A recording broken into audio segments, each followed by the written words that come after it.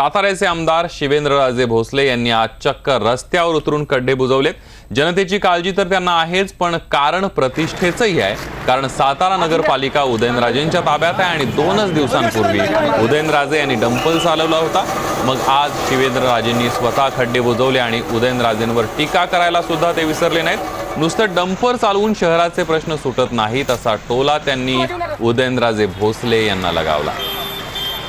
आपण ही दोन दृश्य बघतोय। 25 तारखेची दृश्य आहेत। पहिल्या दृश्यांमध्ये 25 ऑगस्टची उदयनराजे भोसले यांनी डंपर चालवलेला होता आणि डंपर घेऊन त्यांनी सातारा शहरामध्ये फेरफटका मारला होता। तर आजची ही दृश्य आहेत दुसऱ्या बाजूला शिवेंद्रराजे भोसले खड्डे बुजवत आहेत साताऱ्यातल्या मुख्य रस्त्यावरचे।